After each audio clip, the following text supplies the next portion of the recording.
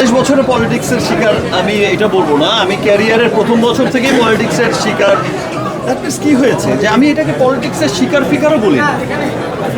আমার কাছে সবসময় মনে হয় যে পাহাড়ের চূড়ায় ওঠা উঠতে অনেক কষ্ট করে স্ট্রাগল করেই উঠতে হয়, আবার পাহাড়ের চূড়ায় যদি তোমাকে থাকতে হয় তাহলে অনেক কষ্ট অনেক স্ট্রাগল করেই থাকতে হয়। It's a part of our career.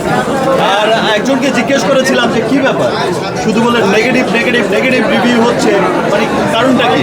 বলছে ভাই নেগেটিভ খুব খায় এখন, এই জন্য ইউটিউবাররা নেগেটিভ নেগেটিভ নেগেটিভ করছে।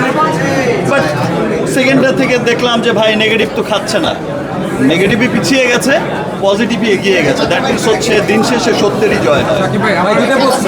একটা প্রশ্ন হলো, সাকিব খানের আরও 5-6টা বছরে 5-6টা ছবি বানানো উচিত, বা আপনাদের যে জায়গাটা রয়েছে একটা উৎসব ছাড়া আপনি কেন অন্যভাবে চিন্তা করতে পারেন না, ছবিটা অন্য সময় আসবে না কেন? তাহলে অনেকেই এই বছরই আরেকটা সিনেমা রিলিজ হচ্ছে, সেটাও সান মোশন পিকচার্সের সোলজার। কিছুদিনের মধ্যে আমরা ক্যামেরা ক্লোজও করবো, আর অলরেডি সোলজারের লুক আবার নতুন করে সোলজার হচ্ছে। সো দেশের বাইরে বাকি শ্যুটটা হবে।